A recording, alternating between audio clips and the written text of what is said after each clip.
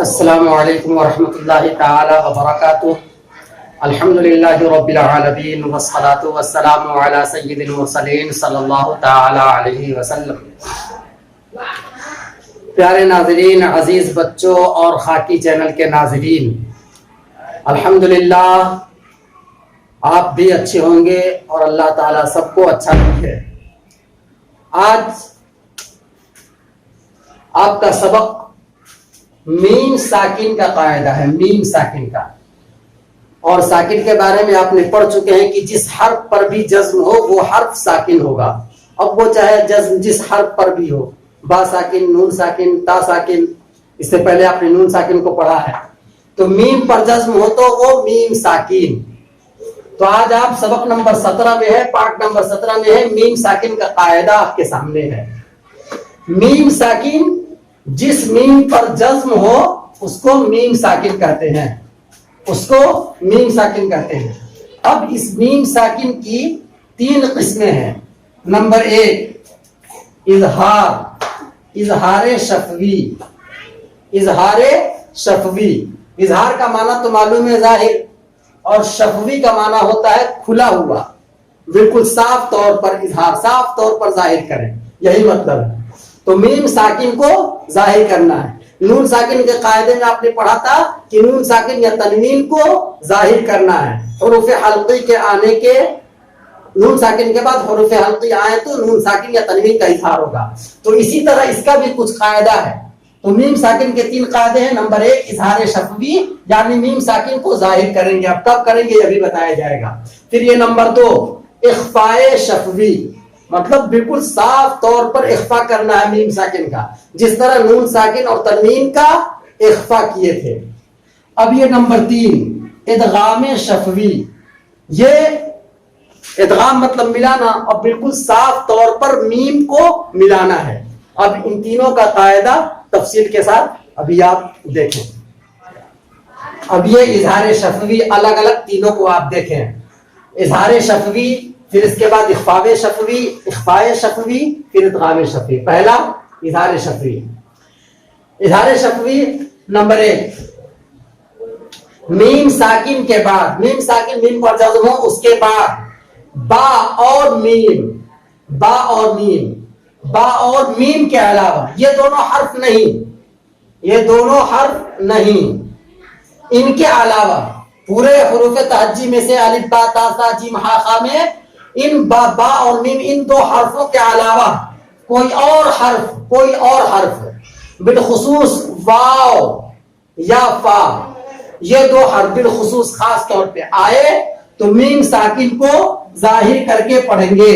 میم ساکن کو ظاہر کر کے پڑھیں گے. میم ساکن کو، میم ساکن کو ظاہر کر کے پڑھیں گے، اس کا اظہار کریں گے، اظہار شفوی. اب یہ مثال دیکھیے آپ، ہم فیہا، ہم فیہا، یہ میم ساکن ہے، اور میم ساکن کے بعد یہ فا ہے بالخصوص، بالخصوص یہ فا. ہم فیہا، ہم فیہا. جیسے اردو میں ہم بولتے ہیں ہم اور تم کی میم کو، ہم اور تم، جس طرح ہم اور تم اردو میں بولتے ہیں، اسی طرح اظہار کرنا ہے. ہم فیہا، ہم فیہا. پھر یہ لکم دینکم، لکم دینکم، یہ میم ساکن اور اس کے بعد دال، با اور میم کے علاوہ ہے دال. لکم دینکم. اسی طرح لہم اجرون، لہم اجرون، یہ میم ساکن اور اس کے بعد یہ حمزہ با اور میم کے علاوہ ہے. تو با اور میم کے علاوہ میم ساکن کے بعد کوئی بھی حرف آئے گا بالخصوص با اور فا تو اس کا اظہار کریں گے جیسے ابھی آپ نے کیا. نمبر 2 میم ساکن کا قاعدہ نمبر 2 اخفاء شفوی. اخفاء شفوی میں، اخفاء میں ناک میں آواز کو چھپانا ہے تو صاف طور پر. تو یہ قاعدہ جانے، میم ساکن کے بعد، میم ساکن کا جو قاعدہ ہے نا، وہ میم ساکن کے بعد، میم ساکن کے بعد با آئے تو با، صرف با، صرف با. میم ساکن کے بعد صرف با آئے تو غنہ کے ساتھ، غنہ کے ساتھ اخفا ہوگا، غنہ کے ساتھ، غنہ بھی کرنا ہے، ناک پہ آواز رو کر پھر اس کو چھپا لینا ہے، تو غنہ کے ساتھ اخفا ہوگا۔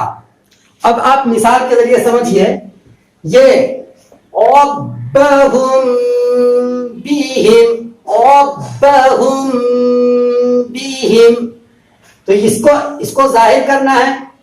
اگر اس کے آگے پھر با آ جائے تو اخفا کریں گے، نہیں تو کوئی بھی حرف آئے گا تو با اور میم کے علاوہ، تو اس کو با اور میم کے علاوہ تب اظہار کریں گے۔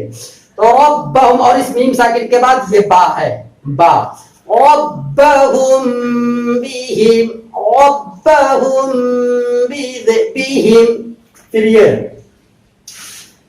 ترمیہم بحجارۃ، ترمیہم بحجارۃ، ترمیہم بحجارۃ، یہ میم ساکن کا اخفا با کے آنے کی وجہ سے میم ساکن کے بعد، اور یہ ایک سورہ الم تر کیف فعل ربک باصحاب الفیل میں یہ آیت بھی ہے۔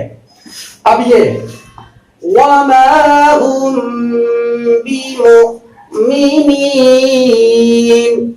وما هم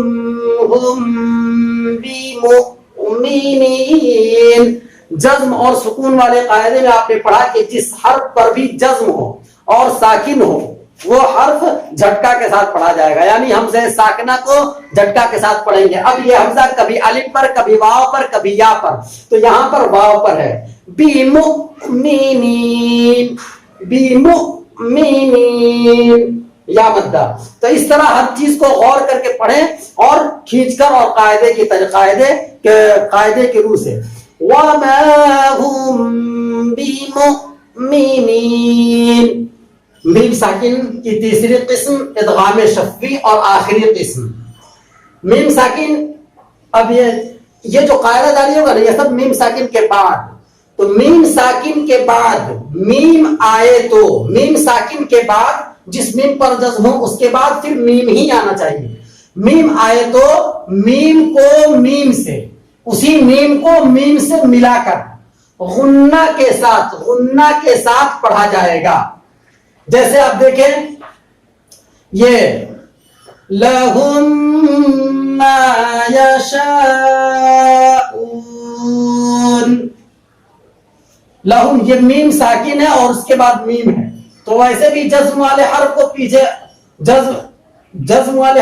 پیچھے سے ملا کر پڑھتے ہیں، اور پھر اس کے بعد پھر میم پر تشدید ہے تو تشدید والے حرف کو بھی پیچھے سے ملا کر پڑھیں گے، تو اسی لیے یہاں پر میم کو میم میں مل جائے گا، اور جس میم پر تشدید ہو اس کو غنہ کے ساتھ پڑھتے ہیں، اس لیے غنہ بھی کریں گے۔ لَهُم مَّا يَشَاءُونَ، اور پھر یہ مد بھی ہے اور ایک ہی کلمے میں ہے، مد متصل ہے۔ لَهُم مَّا يَشَاءُونَ، پھر یہ إِلَيْكُمْ مُرْسَلُونَ، إِلَيْكُمْ مُرْسَلُونَ، إِلَيْكُمْ مُرْسَلُونَ، اور یہ میم پر تشدید، إِلَيْكُمْ مُرْسَلُونَ۔ پھر یہ آخری مثال، فِي قُلُوبِهِم مَّرَضٌ، فِي قُلُوبِهِم مَّرَضٌ۔ اس طرح آپ میم ساکن کا قاعدہ آپ نے پڑھا اور سیکھا، اور سیکھتے رہیے، دعاؤں میں یاد رکھیے، انشاءاللہ پھر اگلا سبق آپ کے سامنے ہوگا۔ خدا حافظ، السلام علیکم ورحمۃ اللہ وبرکاتہ۔